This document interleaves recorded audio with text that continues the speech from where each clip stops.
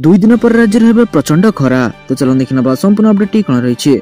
आसंता 2 दिन पर राज्य में टाई टाई खरा। अभ्यंतरीण ओडिशा अपेक्षा उपकूल ओडिशा अधिक पड़ब पारद। स्वाभाविक ठारे 2 ରୁ 4 डिग्री पर्यंत वृद्धि पाइब तापमात्रा। राज्यर अधिकांश सहर में तापमात्रा बढ़ी। किछि स्थान में गरम अनुभूत होउछि। आसंता 5 दिन पर्यंत राज्य में पाग मुख्यतः सुखिला रहिबा सह तापमात्रा वृद्धि हेबो बोली पूर्वानुमान करिछि आंचलिक पाणीपाग विज्ञान केन्द्र। सेपटे तापमात्रा वृद्धि सह आसंता 2 दिन पर्यंत अस्तव्यस्त करिबो घन कुहुड़ी। राति 2टा ରୁ सकाळ 9टा पर्यंत घन कुहुड़ी नै 12 जिल्ला को येलो अलर्ट जारी करा जायछि। विशेषकर बालेश्वर, भद्रक, केन्द्रापड़ा, जगतसिंहपुर, कोटक, खर्दा, जाजपुर, केन्दुझर, अनुगुल, ढेंकानाल, नयगड़ और गंजाम जिला को सतर्कता जारी करा जायछि। सेबळे 30 तारिख में मयूरभंज, बालेश्वर, भद्रक, जाजपुर और गंजाम जिला को घन कुहुड़ी नै येलो अलर्ट जारी करिछि पाणीपाग विज्ञान केन्द्र। एसबु जिले में 50 मीटर कम रहिबो दृश्यमान क्षमता। किसी स्थान में जीरो विजिबिलिटी अनुभूत होगा नहीं सतर्कता जारी करा जायछि। तो चलो देखिए परवर्ती अपडेट कौन रही। भारत को पुणी आसिलानी नुआ भाइरस। महाराष्ट्र में बढ़िबार लागिछि नुआ रोगर भय जार नाम हेउछि जीबीएस बा गुइलेन बारो सिंड्रोम। महाराष्ट्र आतंक मचाइछि एही रोग। यार प्रभाव रे पुणे रे पाखापाखि 111 रु अधिक लोक आक्रांत होई सारिछन्ति। सेमानक मध्यरु 17 जन भेंटिलेटर थिया बेले बाकी रोगी गुरुतर अवस्था चिकित्सित हेउछन्ति। आक्रांतक मध्यरु जनकर मृत्यु घटिथिया बेले 17 जन एबे गुरुतर अवस्था रे रहिछन्ति। सेमानक भेंटिलेटर रखा जायछि। सेपरि पुणे पर यही रोग एवं नागपुर में व्यापार लगी। नागपुर में 4 जन आक्रांत को चिन्हट पर चिकित्सा भर्ती करा छोट छोट शिशु रही। सेपटे जीबीएस मुकाबला एक स्वतंत्र टीम प्रस्तुत करिसेंति केंद्र स्वास्थ्य मंत्रालय। यही टीम रे 7 जन स्वास्थ्य विशेषज्ञ रही। सोमवार महाराष्ट्र पुणे और नागपुर में पहुंची स्थिति अनुधान करने आरंभ करथिले। एही टीम रे देशर जनाशुना भूताणु विशेषज्ञ सामिल रही। तो चलो देखिए परवर्ती अपडेट कौन रही। आवास योजना को नहीं आसिला बड़ खबर।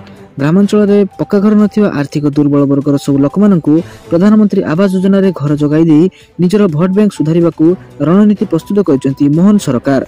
प्रधानमंत्री आवास योजना ग्रामीण योजना रे नूतन हिताधिकारी चिन्हट निमंते शुक्रवार आवास प्लस 2 सर्वे रो शुभारंभ होईछि। आवास प्लस 2024 मोबाइल एप्लिकेशन माध्यम रे एही सर्वे रे शामिल होई परिबे। एही सर्वे रे हिताधिकारी निजकू शामिल करि परिबे।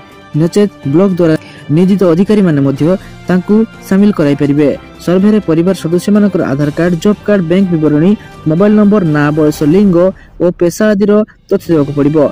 केउ भली और केते बखरा घरे रहउचंती तार कांथ और ऊपर छत कोण सह जमी रेकर्ड विवरणी मध्य देबाकू पड़िबो।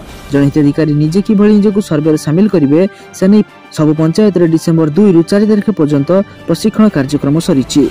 समग्र राज्य रे मोट 13,942 जन ब्लॉक कर्मचारी को मध्य एही सर्वे निमंते प्रशिक्षण दिया जायछि।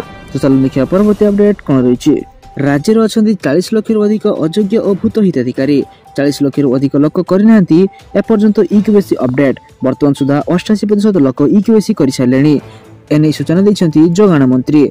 आहुरी 40,40,864 जन हिताधिकारी इक्यूएसी करिनांती। बोधवे अयोग्य और मृत व्यक्ति एथिरे रहिछंती बोली जोगाण मंत्री कृष्णचंद्र पात्र सूचना दैछंती। मोट 3,35,05,70 ରୁ 2,95,89,912 जन हिताधिकारी इक्यूएसी करि सारिछंती। राज्य में 2,94,59,886 इक्यूएसी एवं राज्य बाहर 1,30,026 जन बाहर इक्यूएसी करुछंती। डिसेंबर 31 रे इक्यूएसी जांच सरिया परे जदि अभियोग आसे सरकार विचार करिवे बोली मंत्री सूचना दैछंती। तो जो मैंने एपर्यंत इक्यूएसी अपडेट करनांती से निकटस्थ डीलर पाखक जाई यथाशीघ्र इक्यूएसी अपडेट करे नियंतु। नचेत जनवरी 31 तारिख पर आपनकर राशन कार्ड ना कटि जाई पारे। चलो देखिए परवर्ती अपडेट कौन रही। सुभद्रा योजना को नहीं आसिला एक बड़ अपडेट। सुभद्रा आवेदनकारी मानकु उपमुख्यमंत्री प्रभाती परिडा परामर्श। जनवरी 29 अर्थात आज एवं 30 अर्थात काली बैंक जांतु। 2 दिन बैंक गुड़िक स्वतंत्र भाव ध्यान देवे। जो मानकर कॉल आसी मेसेज आसी जांतु। समस्त प्रकार द्वंद्व दूर करने पाई आवेदनकारी मानकु बैंक को जीवाकू पड़िबो। बैंक मानकर बैनर लागिथिबो सेठी पहुंचीबे। बैंक पहुंची घचौ और अड़ुआ दूर कले समस्त टंका पाइबे। वर्तमान सुधा 1,23,23,249 सुभद्रा पाई आवेदन करिसेंती। सेमानक मध्य 80,29,741 जन को सहायता राशि प्रदान करा जायछि। 3,31,188 जन एनपीसीआई फेल हो जायछि। चतुर्थ पर्याय पूर्व सुभद्रा हिताधिकारी को मिलिबो शेष सुजोग। एहाकु नै सूचना दैछंती उपमुख्यमंत्री प्रभाती परिडा। बैंकर्स मानक सह कथा होइछंती सचिव। 29 और 30 तारिख रे बैंक कर्तृपक्ष एनपीसीआई फेल होइथिबा हिताधिकारी पई रहिबो स्वतंत्र व्यवस्था। बैंक जाई एनपीसीआई एक्टिवेट करिवे हिताधिकारी। एनपीसीआई क्लियर हेले चतुर्थ पर्यायर समस्त हिताधिकारी को मिलिबो सुभद्रार प्रथम किस्ती टंका। तो जो मानकर एपर्यंत सुभद्रार कौनसी किस्ती आसी नहीं सेमाने आज एवं आसंता काली तुरंत बैंक को जाई देखा करि परिबे। चलन देखिया परवर्ती अपडेट कोन रहिछि। मिशन शक्ति को नेसला बड़ खबर। राज्य सरकार मिशन शक्ति पई नुवा गाइडलाइन जारी करिसेंती। विभाग पक्षरु समस्त जिल्लापाल माननकु एनै एक चिठा जारी कर जाइछि। चिठारे उल्लेख रहिछि जे मिशन शक्ति अधीन थिबा समस्त प्रशासनिक संगठन कार्यकारी कमिटी और सब कमिटीर पर्यायक्रमे पुनर्गठन हेबो। एपरिकि प्रत्येक प्रशासनिक कमिटीर कार्यकाल 3 वर्ष रहिबो। प्रति 3 वर्ष थरे नेतृत्व परिवर्तन कराजिबो। पूर्व उपमुख्यमंत्री तथा मिशन शक्ति मंत्री प्रभात परिडा मिशन शक्ति को बड़ बयान दे कहिथिले मिशन शक्ति एक माइक्रो सरकार 19 टी विभाग सहित अनुबंधित एवं यूएन एजेंसी सहित मध्य अनुबंधित विश्व राज्य एवं गाँ एथिरे मिसिकी अछंती। ओडिशा को एक नंबर करिया पई सामाजिक स्थिति अर्थनीति महिला अवस्थिति आगामी 100 दिन भितरे द्रुत गति विकास हेबो। मिशन शक्ति जदि ठीक जगह भौंचिबो विकसित ओडिशार स्वरूप ही हेबो। उपमुख्यमंत्री आहुरी कहिथिले मिशन शक्ति बंद हेबनी बरंग दौड़िबो। बदलिबो मिशन शक्तिर कायाकल्प। भोट बैंक रे गणा हेबनी कि राजनीति रे मध्य पसिबेनी मिशन शक्ति। चलो देखिया परवर्ती अपडेट कोन रहिछि। पीएम किसान रो 19तम किस्ती टंका को नै आसिला बड़ अपडेट। बैंक खाता रे आसंता मास रे टंका जमा हबो। एने तारीख मध्य चूड़ांत होई सारिछि। प्रधानमंत्री नरेंद्र मोदी आसंता मास 24 तारीख रे बिहार रो 19तम किस्ती चाषी को अकाउंट को पठाइबे। रविवार एहार सूचना दैछंती केंद्र कृषि मंत्री शिवराज सिंह चौहान। यह पूर्व योजनार 18तम किस्ती अक्टोबर 5 रे महाराष्ट्र जारी कर दैथिला। रविवार एहार सूचना दैछंती केंद्र कृषि मंत्री शिवराज सिंह चौहान। यह पूर्व योजनार 18तम किस्ती अक्टोबर 5 रे महाराष्ट्र जारी कर दैथिला। एही योजना रे 9.5 कोटी रु अधिक चाषी उपकृत हेउछंती। प्रत्येक हिताधिकारी को 2000 लाख टंका मिल पारुछि। वर्ष को 6000 मिलुवा बेले प्रति 4 मास रे 2000 टंका 3टी किस्ती रे वितरण करा जाउछि। एही योजना रे 9.5 कोटी रु अधिक चाषी उपकृत हेउछंती। प्रत्येक हिताधिकारी को 2000 टंका लेखाएं मिल पारुछि। वर्ष को 6000 मिलुवा बेले प्रति 4 मास रे 2000 टंका 3टी किस्ती रे वितरण मध्य करा जाउछि। चलो देखिया परवर्ती अपडेट कोन दैछि। खाली पड़ी 650 टी जूनियर इंजीनियर पदवी। तो चलो देखिनबा संपूर्ण अपडेट टी कोन रहिछि। ए भर्ती पब्लिक वर्क्स रोड्स डिपार्टमेंट एवं पब्लिक वर्क्स विभाग रे हेबो।